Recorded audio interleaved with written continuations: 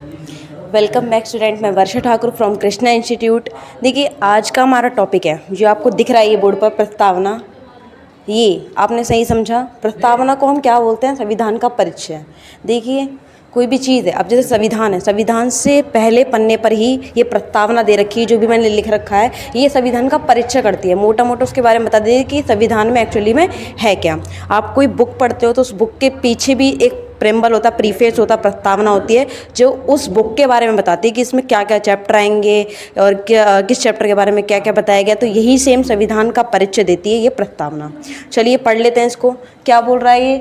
हम भारत के लोग भारत को एक संपूर्ण प्रभुत्व संपन्न समाजवादी धर्मनिरपेक्ष लोकतंत्रात्मक गणराज्य बनाने के लिए तथा उसके समस्त नागरिकों को सामाजिक, आर्थिक और राजनीतिक न्याय, विचार, अभिव्यक्ति, विश्वास, धर्म और उपासना की स्वतंत्रता, प्रतिष्ठा और अवसर की समता प्राप्त कराने के लिए तथा उस सब में व्यक्ति की गरिमा और राष्ट्र की एकता और अखंडता सुनिश्चित करने वाली बंधुत्व बढ़ाने के लिए दृढ़ संकल्प लेकर अपनी इस संविधान सभा में आज तारीख 26 नवंबर 1949 को एतद द्वारा इस संविधान को अंगीकृत, अधिनियमित और आत्मसमर्पित करते हैं।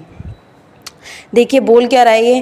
पहली बात तो ये नोटिस करने वाली बात है कि इस प्रस्तावना में भारत शब्द सिर्फ 2 बार आया, तीसरी बार भारत शब्द का यूज़ नहीं हुआ। एक तो यहाँ पर हम भारत के लोग, एक ये वर्ड, और ये भारत को एक संपूर्ण प्रभुत्व सिर्फ 2 बार आया है, तीसरी बार इसका यूज़ नहीं हुआ है। अब मैं आपको बताऊंगी इसके बाद कि संपूर्ण प्रभुत्व संपन्न समाजवादी धर्मनिरपेक्ष लोकतंत्रात्मक और गणराज्य के बारे में आपको डिफाइन करूंगी। इधर देख लेते हैं कि यहाँ पर जो है समस्त नागरिकों यानी कि जितने भी नागरिक हैं हमारे भारत में, उसको सामाजिक भी, आर्थिक भी और राजनीतिक न्याय भी, सब तरीके से न्याय कि वो अपने विचार रख सकें, अभिव्यक्ति तक अपने आप को बोल सकें। प्रत्येक इंडिविजुअल व्यक्ति को क्या दिया जाए? सामाजिक तौर पर भी, आर्थिक तौर पर भी और राजनीतिक तौर पर भी न्याय दिलाया जाए। विश्वास, धर्म और उपासना की स्वतंत्रता, मतलब कि कोई भी धर्म, किसी भी की धर्म की हम पूजा करना चाहें, किसी की भी पूजा करना चाहें, हमको उसकी वो स्वतंत्रता देता है। प्रतिष्ठा के अवसर देता है कि अगर आपके पास कोई योग्यता है उसको आप आगे चल के आपको अवसर दिए जाएंगे कि हाँ आप ये काम भी कर सकते हो। और उन सब में व्यक्ति की गरिमा के लिए राष्ट्र और एकता और अखंडता। देखिए हमारा राष्ट्र क्या रहे? एकता रहे, एक रहे और अखंड रहे, सुनिश्चित करने वाली बंधुत्व बढ़ाने के लिए। बंधुत्व मतलब आपसी भाईचारे के साथ, कभी एक दूसरे से लड़े ना, झगड़े ना और एक साथ मिलकर बनकर रहें, ठीक है ना। एक लेकर इस संविधान सभा में आज तारीख उस समय 26 नवंबर 1949 को क्या कर दिया गया? इसको अधिनियमित कर दिया गया, मतलब कि इसको अपना लिया गया, समर्पित कर लिया गया। और अधिनियमित मतलब आधा लागू कर दिया गया।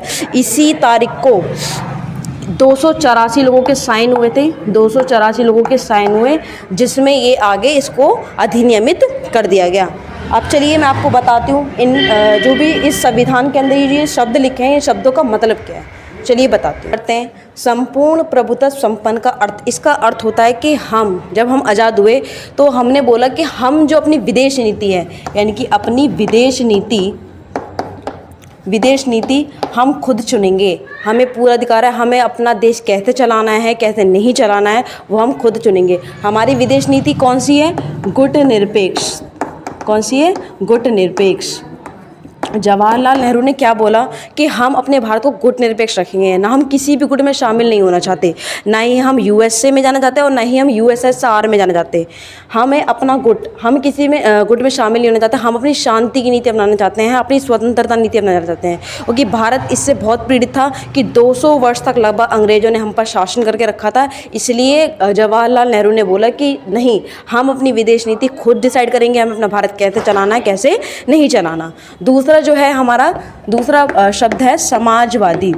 क्या डिफाइन करा कि समाजवादी यानी कि समाज के विकास के लिए ये विचारधारा डाली कि ये जो विचारधारा है कि सबका विकास होना चाहिए समाज में। प्रत्येक व्यक्ति चाहे छोटा है, चाहे वो किसी भी जाति का है, चाहे वो किसी भी धर्म का है, सबको समाज में इक्वल दर्जा मिलेगा। तीसरा हमारा शब्द है धर्मनिरपेक्ष। धर्मनिरपेक्ष का मतलब सबको इक्वल दर्जा मिलेगा, चाहे वो किसी भी धर्म का हो। भारत का अपना कोई भी पर्सनल धर्म नहीं है, बजाय 82% हिंदू होने के बावजूद भी हमारा कोई पर्सनल धर्म नहीं है। धर्मनिरपेक्षता में सभी को इक्वल दर्जा दिया गया कि सभी धर्म जो भी हैं किसी भी धर्म को इक्वल या पर्सनली लेकर मान्यता नहीं दी जाएगी, सभी धर्म एक समान हैं। चौथा है हमारा लोकतंत्र।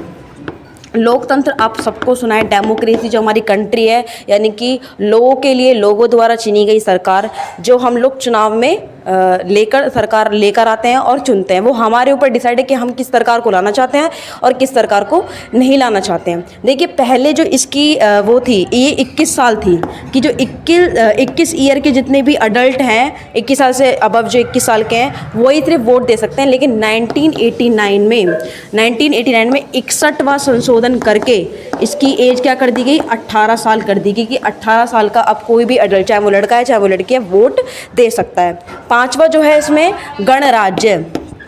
गणराज्य का मतलब क्या होता है, इस देश के सबसे बड़े आदमी दो हैं। एक है हमारा संवैधानिक प्रमुख, एक है हमारा संवैधानिक प्रमुख। संवैधानिक प्रमुख कौन सा है हमारा, जिसकी पोस्ट सबसे ज़्यादा है, यानी कि हमारा राष्ट्रपति। और हमारा वास्तविक प्रमुख कौन है, यानी कि रियल हेड हमारा वास्तविक प्रमुख प्रधानमंत्री। पूरे भारत के दो सबसे बड़े आदमी, इनकी पोस्ट, ये जो लोग हैं ये पैतृक नहीं हैं। पैतृक का अर्थ मतलब ये होता है, ये पैतृक नहीं है, इनकी अवधि डिसाइड है 5 साल। ऐसा नहीं कि ये चुनेंगे फिर आगे चल के अपने बेटे को बिठाएंगे, फिर इनका बेटा नहीं, फिर तो वही मोनार्की आ जाएगी हमारी। तो इसलिए गणराज्य में क्या बोला गया कि ये दो, राष्ट्रपति और प्रधानमंत्री, ये लाभ के पद नहीं है, ये पैतृक नहीं है, ये क्या है, इनकी अवधि डिसाइड है 5 साल। अच्छा, छठी चीज़ ये बताना चाहती थी कि जो हमारा स्वतंत्रता, समानता और बंधुत्व का नारा हमने कहाँ से लिया है, ये लिया है हमने जो हमारी 1789 में जो फ्रांस की क्रांति हुई थी, वहाँ से। फ्रांस की क्रांति आप पढ़ लेना, 9, 10 दोनों चैप्टर में दिया गया फ्रेंच रिवॉल्यूशन के बारे में, जिसमें फ्रांसीसी क्रांति जो 1789 में की गई थी, उसी से हमें स्वतंत्रता, समानता और बंधुत्व का नारा मिला है। वीडियो अच्छी लगी हो तो लाइक करें, ये बहुत इन्फॉर्मेटिव वीडियो है, आप इसको ध्यान से सुने, एंड तक देखें।